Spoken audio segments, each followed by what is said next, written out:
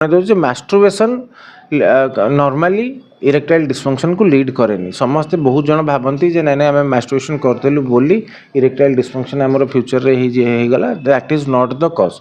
Erectile dysfunction could be psychological in 20% cases. से psychological 20% भिन्न भिन्न प्रकार कारण असाइन करती। मोर पेनिस बाजी जाइथिला से मोर ए इरेक्टाइल डिस्फंक्शन होची, मोर मु मास्टरबेशन कर देइथिली सेतिपय होची बा मु एमती करे सेमती करे। किंतु एक्चुअली 80% केस रे it is pathological. There is some pathology related to it.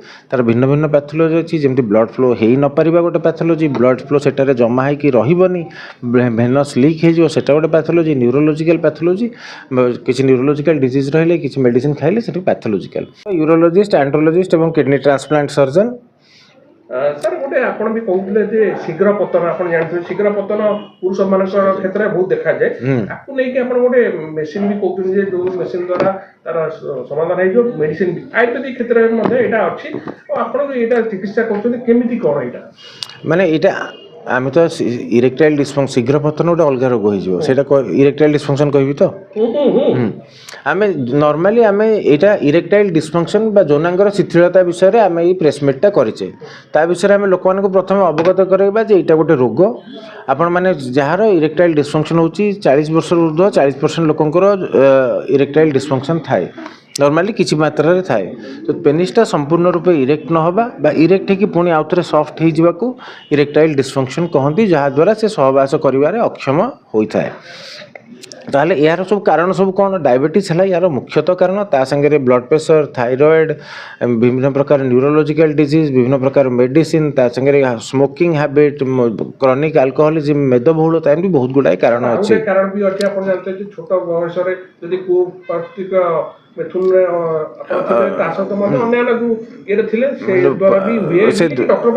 ना एक्चुअली जदि आम आज मो लोक जन दे मास्टरबेशन नॉर्मली इरेक्टाइल डिस्फंक्शन को लीड करेनी। समस्ते बहुत जन भावती जे ना आम मास्टरबेशन करदेलु बोली इरेक्टाइल डिस्फंक्शन आमर फ्यूचर रे गला। That is not the cause. Erectile dysfunction could be psychological in 20% cases.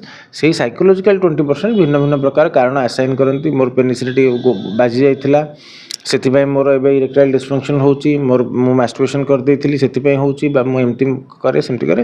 किंतु एक्चुअली 80% केस रे it is pathological. There is some pathology related to it. तार भिन्न भिन्न पैथोलॉजी अछि जेमती ब्लड फ्लो हेई न परिबा गोटे पैथोलॉजी, ब्लड फ्लो सेटारे जमा है कि रहिबनी, भेनस लीक हे जो सेटा गोटे पैथोलॉजी, न्यूरोलॉजिकल पैथोलॉजी किछि न्यूरोलॉजिकल डिजीज रहले किछि मेडिसिन खाइले सेटा पैथोलॉजिकल। जो मानकर इरेक्टाइल डिस्फंक्शन हुए जेहेतु it is related to blood से माने 3 ରୁ 4 गुण अधिका थांती हार्ट डिजीज। आज जदि 35 वर्ष रे इरेक्टाइल डिस्फंक्शन बाहर 50 वर्ष रे हार्ट डिजीज होवार संभावना अधिका। कारण पेनिस को आज ब्लड फ्लो होनी माने हार्ट डिजीज माने हार्ट को ब्लड फ्लो न होबाटा तो हार्ट डिजीज बोली कहती। जो मानकर इरेक्टाइल डिस्फंक्शन हुए बा यौनांग शिथिलता हुए आम प्रथम तार कारण खोजा चेष्टा करथौ। ता कारण गुड़ाक करेक्शन करथौ। कारण करेक्शन कला परे किछटा मेडिसिन से बहुत जन प्राय 80% लोक मेडिसिन को रेस्पॉन्ड करती। बाकी 20% लोक मेडिसिन को रेस्पॉन्ड करती नहीं। जो माने मेडिसिन को रेस्पॉन्ड करती नहीं तांका पाखे गोटे इंजेक्शन अच्छी। से इंजेक्शन को पेनिस रे इंजेक्शन देकी से माने सहवास करि पारिबे। यदि पेनिस रे इंजेक्शन देकी सहवास इंजेक्शन काम कलानी कि इंजेक्शन नबा को चाहूना कि मेडिसिन काम Kalani either of the 2-3 condition ने सांको आमे चाहिए सेक्सुअल लाइफ देई Paribas by doing penile implant surgery जोटा को ओडिया रे कहले कृत्रिम यौनांग रोपण ऑपरेशन। सबू डायबिटीज लोकंर हेनी। डायबिटीज गोटे कारण जमी कौन जी गाड़ी चलाऊ तार एक्सीडेंट हम 100 ऊपर किंतु जोर रे गाड़ी चलैले एक्सीडेंट होबार संभावना बढ़ी जाए। हाँ सर्जरी विषय में कथा प्रथम सर्जरी कौ मान को दरकार आम जानीगले सर्जरी आम जाना कौन करें आम पेनिस मूल छोटिया 2टा इनसिजन देकी काटिकी आम कृत्रिम यौनांग को लगे था। एत द्वारा पेनिस बा लिंगर रूप से कौन प्रकार परिवर्तन हुए तार रूप जमती पेनिस साइज जमती बाहर लुक अच्छी सेमती तार नर्व सप्लाई किसी चेंजेस बहुत अधिका हो जाएनी। जमती सेक्सुअल सैटिस्फैक्शन जहाँ मिलवा कथा सेतिकी मिलिबो। जदि बापा हवा को चाहूवे ताले बापा हो पारे एवं तार परिश्रा कौन प्रकार असुविधा ना।